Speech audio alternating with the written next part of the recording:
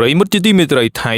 បានចោទប្រកាន់កម្ពុជាថាបានបាញ់កាំភ្លើង40មីលីម៉ែត្រចូលទឹកដីរបស់ខ្លួននេះគឺជាការចោទប្រកាន់របស់ភាគីថៃមកលើកម្ពុជាទាំងស្រុងតែម្ដង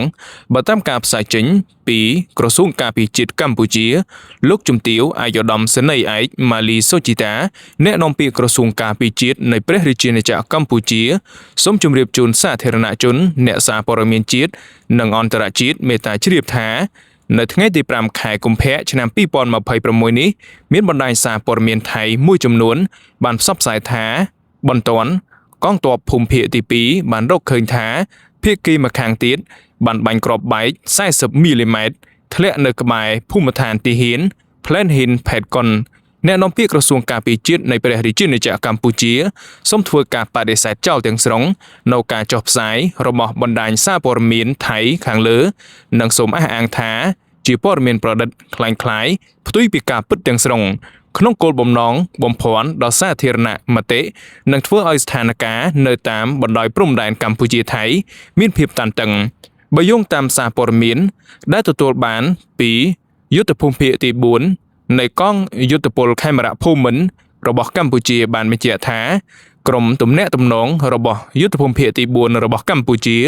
និងកងទ័ពភូមិភាគទី2របស់ថៃបានតាក់ទងសាកសួរនិងផ្ដល់ព័ត៌មានគ្នាដើម្បីបញ្ជាក់ការពិតរួចហើយគឺมันមានស្ថានភាពកើតឡើងដោយតែការចុះផ្សាយរបស់បណ្ដាញព័ត៌មានថៃនោះឡើយក្រសួងការពារជាតិរបស់កម្ពុជាសូមបញ្ជាក់ពីការបដិញ្ញាចិត្តយ៉ាងម៉ឺងម៉ាត់យ៉ាងច្បាស់លាស់ក្នុងការគោរពនិងអនុវត្តយ៉ាងពេញលេញខ្ជាប់ខ្ជួននិងប្រកបដោយការទទួលខុសត្រូវខ្ពស់បំផុតចំពោះសេចក្តីប្រកាសរួមនៃកិច្ចប្រជុំពិសេសលើកទី3នៃគណៈកម្មាធិការព្រំដែនទូតកម្ពុជាថៃ GBC នៅថ្ងៃទី27ខែធ្នូឆ្នាំ2025សេចក្តីថ្លែងការណ៍រួមស្តីពីកិច្ចព្រមព្រៀងសន្តិភាពរវាងកម្ពុជាថៃនៅថ្ងៃទី26ខែតុលាឆ្នាំ2025និងកិច្ចព្រមព្រៀងពាក់ព័ន្ធផ្សេងៗទៀតជាពិសេសការប្រឆាំងទៅនឹងព័ត៌មានคล้ายៗដើម្បីឆ្ពោះទៅការធ្វើឲ្យប្រសើរឡើងវិញឆាប់រហ័សនិងវិលត្រឡប់ទៅរកប្រក្រតីភាពសន្តិភាពស្ថិរភាពនិងសន្តិភាពយូរអង្វែងនៅតាមបណ្ដោយព្រំដែនកម្ពុជាថៃជាមួយគ្នានេះដែរក្រសួងការពារជាតិរបស់កម្ពុជាសូមអំពាវនាវដល់សាធារណជននិងអ្នកសារព័ត៌មានជាតិនិងអន្តរជាតិទាំងអស់សូមកុំចែករំលែកនៅព័ត៌មានคล้ายៗដែលបានផ្សព្វផ្សាយដោយសារព័ត៌មានថៃខាងលើទៅតាមបណ្ដាញសង្គមក៏ដូចជាតាមមធ្យោបាយផ្សេងៗដោយតាមដាននិងទទួលយកតែព័ត៌មានណាដែលពិតប្រាកដច្បាស់លាស់និងមានប្រភពដូចជាក្រសួងការពារជាតិជាដើមត្រឹមត្រូវនិងជឿទុកចិត្តបានជាពិសេសការផ្ដល់ព័ត៌មានដោយរដ្ឋាភិបាលទំព័រផ្លូវការរបស់ថ្នាក់ដឹកនាំក្រសួងនិងអង្គភាពពាក់ព័ន្ធរបស់យើងអាស្រ័យដូចបានជម្រាបខាងលើសូមសាធារណជនអ្នកសារព័ត៌មានជាតិនិងអន្តរជាតិជ្រាបជាដំណឹងថ្ងៃប្រហ័សទី3រោចខែមិញឆ្នាំម្សាញ់ពុទ្ធសករាជ2569ត្រូវនៅថ្ងៃទី5ខែកុម្ភៈឆ្នាំ2026ប្រិមិត្តជាទីមេត្រីខាងលើនេះជាការចោទប្រកាន់របស់ភាគីថៃមកលើកម្ពុជាថាបានបាញ់កាំភ្លើងធំ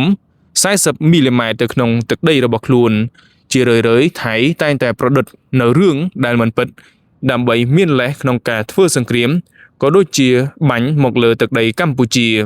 នេះមិនមែនជាលើកទី1នោះទេដែលភាគីថៃបានប្រឌិតនៅព័ត៌មានคล้ายៗក៏ដូចជាបង្កើតនៅព្រឹត្តិការណ៍ផ្សេងៗដើម្បីមានលេសក្នុងការឈ្លានពានមកលើទឹកដីកម្ពុជាវាមិនសមនោះឡើយការដែលប្រជុំបានព្រមព្រៀងគ្នាថានឹងមានសន្តិភាពហើយកម្ពុជាបានបាញ់ទៅលើប្រទេសថៃគឺมันអាចនោះទេបងប្អូនទាំងអស់គ្នាប្រទេសកម្ពុជាយើងជាប្រទេសដែលចង់បាននៅសន្តិភាពពិតប្រាកដមិនមែនដូចជាការបំភ្លើសរបស់សារព័ត៌មានថៃក៏ដូចជាបណ្ដាញសង្គមផ្សេងៗទាំងរដ្ឋាភិបាលថៃក៏ដូចជាទាហានថៃដែលតែងតែចោទមកកាន់មកលើកម្ពុជាមិនពិតដូច្នោះឡើយកម្ពុជាគឺជាប្រទេសដែលត្រូវការតែសន្តិភាពសុខសុវត្ថិភាពតែប៉ុណ្ណោះមិនត្រូវការសង្គ្រាមដូចជាភាគីថៃបានចោទប្រកាន់នោះឡើយឥឡូវយើងចាំតាមដានព័ត៌មានបន្តទៀតថាថៃនឹងប្រឌិតនៅព្រឹត្តិការណ៍ក៏ដូចជាប្រឌិតនៅរឿងរ៉ាវអ្វីទៀតដើម្បីធ្វើការឈ្លានពានទន្ទ្រានមកលើកម្ពុជាសូមអរគុណបងប្អូនអរគ្នាជួបគ្នានៅព័ត៌មានក្រោយ